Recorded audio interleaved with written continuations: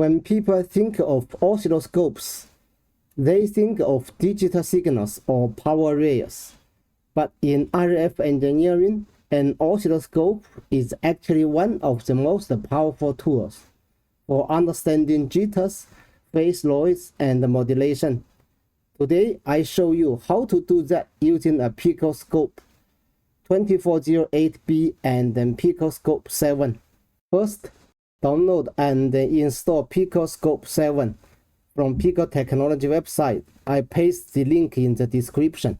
I connected signal generator output to channel A through a jumper cable. The connector is BNC, and then I also put a card over there so you can compare the size of this Pico oscilloscope. And I also connect this oscilloscope to a PC through the USB cable over there, the blue color. This is not a cheap oscilloscope. It's not just the voltage versus time. It's a high-speed ADC, deep memory recorder, and then a DSP engine, all controlled by software on the PC. Here you can see the key parameters that define what this scope really does. The sample rate, 1 gigasample per second. This means the scope is taking 1 billion voltage samples per second. That's fast enough to look at RF clocks, jitters, and then aging timing, not just slow digital signals. Let's start from the basic functions. More advanced one we can find out later. Channel A is enabled, and then I select a suitable voltage and then time scale. This is the function generator.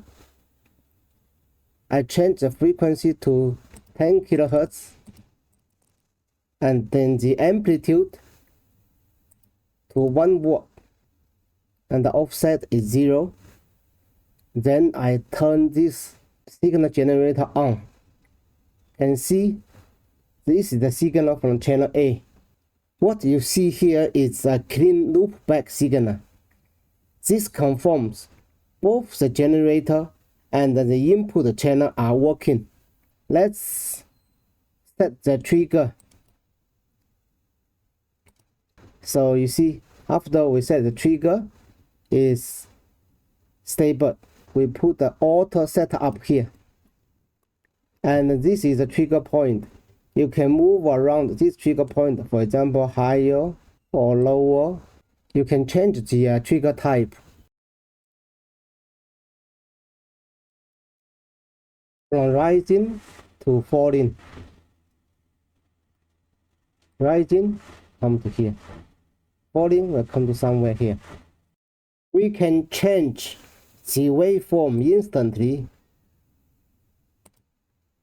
Sine wave, square, triangle, ramp up, ramp down, and more. And we can change the frequency in real time. 10 kHz, 20 kHz, 50 kHz. This is useful for checking bandwidth or response. PicoScope can also sweep frequency. This is useful for filters, coils, and then amplifiers.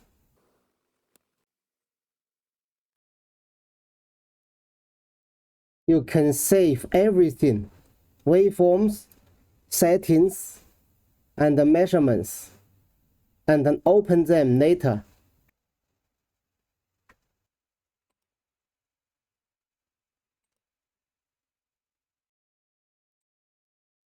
This is very convenient for documentation or teaching.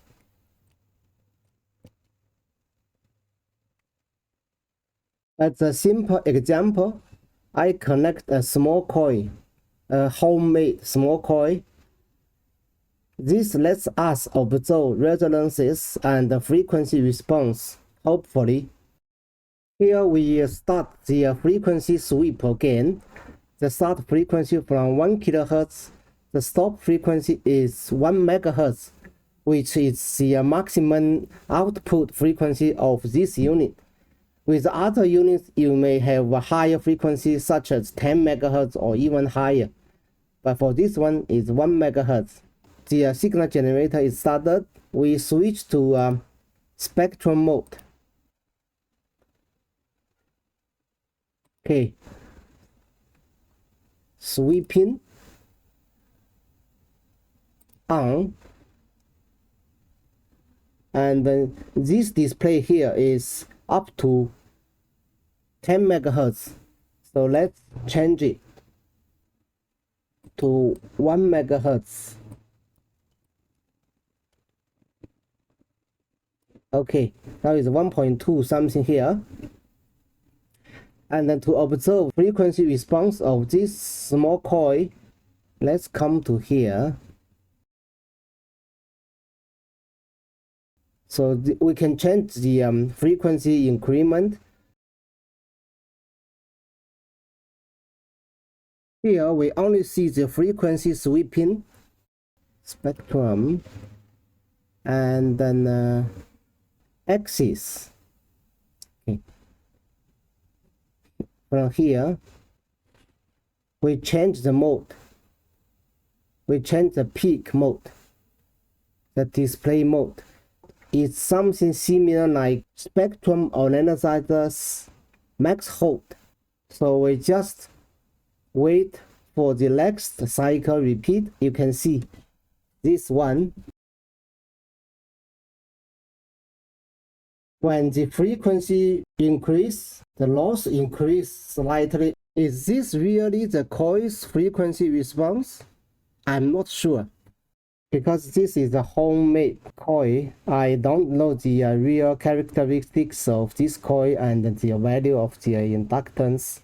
High frequencies show lower signal levels, likely due to the device.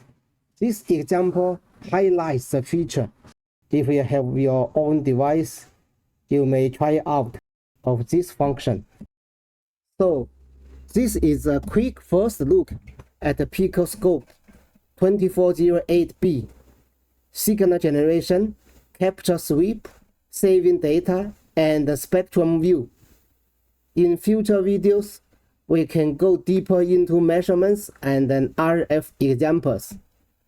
Thanks for watching.